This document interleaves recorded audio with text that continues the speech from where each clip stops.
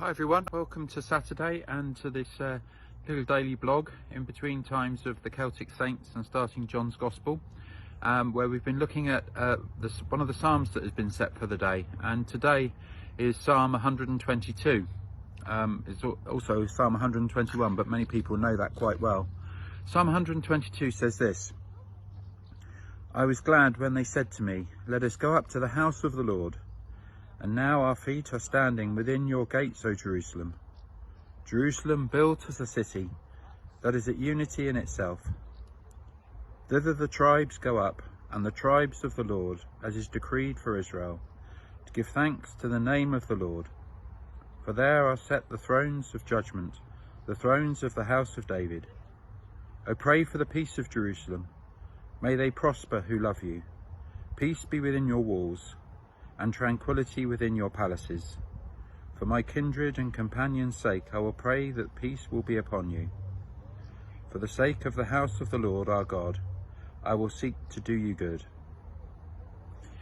And of course, when we read something like that, it's first of all, we've got to get our heads around it, and then we maybe think of Jerusalem and the idea of going up to the temple in Jerusalem.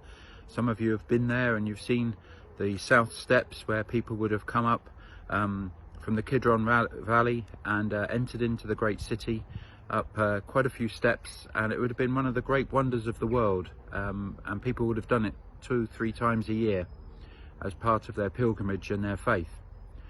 And you may well think the same when you've gone to maybe a famous church, either in London or Rome or Santiago or wherever.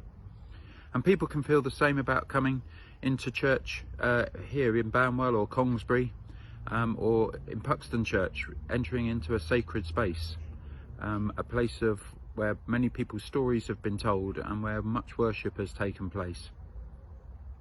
But here's where we continue what we talked about yesterday. During this time of lockdown, it gives us another perspective. Many people aren't able to physically go into a church building at the moment, whether in one of our villages or in a national pilgrimage centre or indeed in Jerusalem.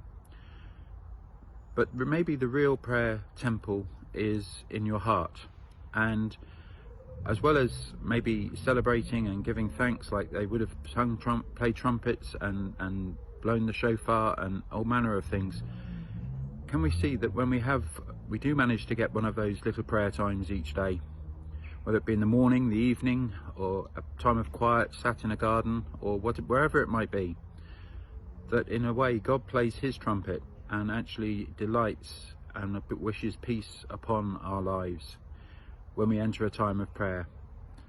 And sometimes I think we can forget that. I think it can be all too much about what we do in a building on a Sunday, when actually it was meant to be a temple, a tabernacle of the heart that was actually built, and there to find the closeness of God.